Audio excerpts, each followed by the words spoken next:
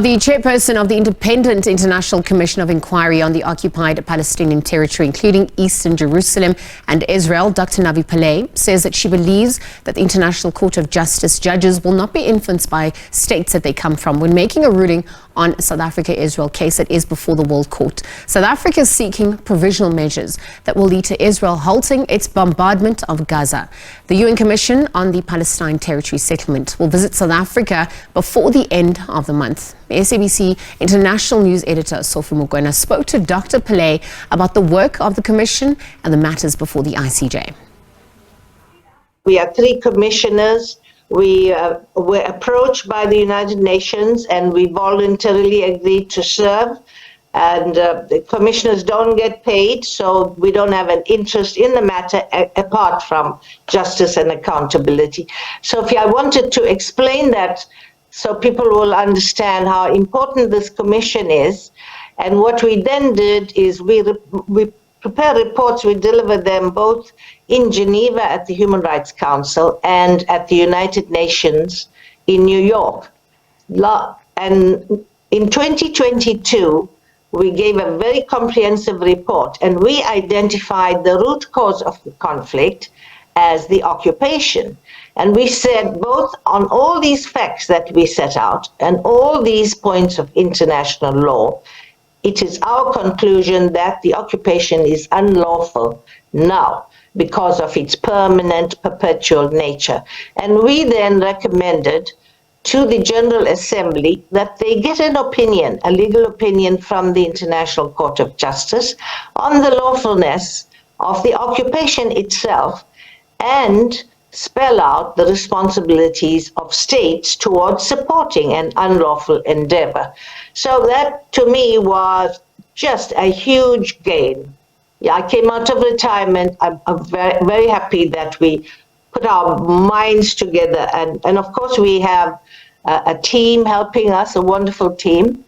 And, you know, I mean, if there's time, I could tell you how much of abuse we've been subjected to, called anti-Semites by the pro-Israeli groups, and even by Republican congressmen who make sure that our budget is cut off, just endless obstacles. That's why I'm so pleased that this matter is now before the International Court of Justice. It will be heard like on February 19th.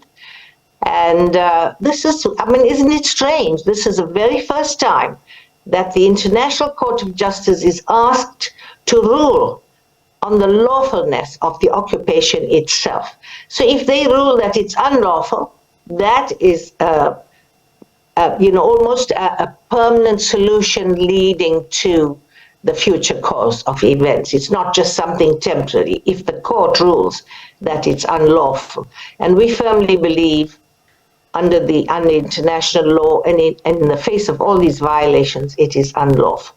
How did you deal with the challenge of countries that didn't want the commission to do its work? I asked some states in Europe in particular, because, you know, Europe won the Nobel Prize for Peace. Why would they vote against? And Sophie, let me say, in the General Assembly, the same crowd of like 22 states, including Israel, US, and European states, voted against that resolution of getting an opinion from the International Court of Justice. So I asked some of the ambassadors, why would you vote against getting an opinion from your own court? And some of them said they wanted the status quo to remain. They said that this court case will interrupt the peace process, which to me sounded very hollow and hypocritical. For 70 years, they haven't worked out the peace process. And in fact, in terms of our reports, the situation has gone worse and worse and worse in terms of the land deprivation, the dispossession, not allowing Palestinians to return, the building of the wall, just on the grounds of discrimination. Some movements have raised it on the matter of apartheid being entrenched there. So despite all that, some states felt they didn't even want the court to look into whether the occupation is unlawful. Now, today I heard that already 59 states have indicated that they are going to participate in those proceedings, and now another 10 states have joined in. So this is very big, and the legal counsel for the UN told me that for that case, they have submitted the largest volume of documents to the court, including our report. So something exciting to follow. It's what we've heard now in the case before the ICJ that South Africa brought before that court is for relating to this conflict, the current conflict, the provisional measures and the accusation of genocide. I don't want to underestimate the importance of that. But what's coming on February 19th, we all should see how the court is going to rule on this, since so many states have filed briefs there. What are you basing your request on? So in our comprehensive report, and we cited all the previous reports, there are about 90 reports filed by the UN itself. A lot of research and investigations done. So I refer to that as the body of facts. And the facts include the building of the wall, bringing in the settlers, depriving Palestinians of their homes, forcibly moving them out, a steady policy of some people call it land theft, actually, because the Palestinians were in occupation, they're being forcibly removed, dislocated, and there's a resistance to Palestinians who were forced to leave before being allowed the right of return. So we took a combination of all these facts, and we said that the Israeli government is laying boots on the ground towards a permanent occupation, that they have no intention of ending the occupation. Now, we were not just clutching that from the air, we based it on all these facts that we laid out, that the UN has historically reported on. We also looked at all the resolutions passed by the General Assembly and the Security Council, particularly those, as you mentioned, Sophie, settlements. Yes, the Security Council has said that the settlements are unlawful. And there's one decision of the court in 2004 where they focused on the wall case, not on the whole occupation, but on the wall.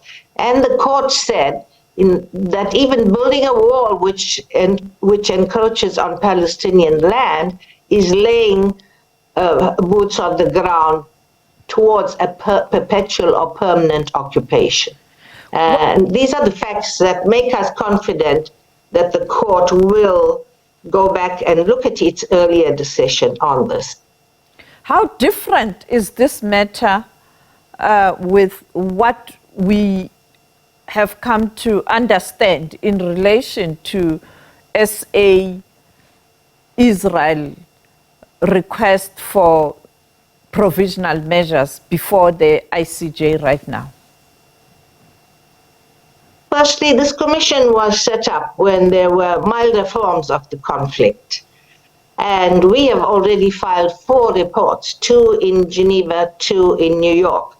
And we filed our report in August 2023. When we went there to deliberate before the General Assembly in October, then, as people say, this catastrophic conflict had broken out. So we had to leave our work and now look at this conflict, and even now we're gathering all the evidence because we have an investigation mandate. So what's different is our commission is addressing the larger picture, the big picture of the occupation itself. We say it's unlawful because it's perpetual and because of all these acts of land grabbing, bringing in the settlers, depriving the Palestinians and depriving them of the right of self-determination. So that's a big picture. What happened in the meantime is this terrible conflict, and of course the Commission condemned the Hamas attack demanded the return of refugees and demanded protection of civilians. So we are out there roundly saying they are committing war crimes. But the retaliation has now taken everybody into deep shock, because it is retaliation that has now ended up with close to 24,000 people killed, 60,000 injured. And this is where South Africa's application is so important, because the member states could not agree on a simple resolution calling for a ceasefire. We, the Commission, asked for a cessation of hostilities within 3 days of October 7th. But over 11 or 12 days, and I was there in the United Nations throughout all this, huge objections to using the word ceasefire. And the Secretary General told me that the best language he got from them is that humanitarian pause to get humanitarian aid in. And the United States used the veto against the inclusion of the word ceasefire. And so many people were in the corridors of the UN, getting very anxious. If the politicians can't agree, can someone bring this case to the International Court of Justice to get some immediate relief? And so South Africa's application under the Genocide Convention was very warmly welcomed in the circles that I move in.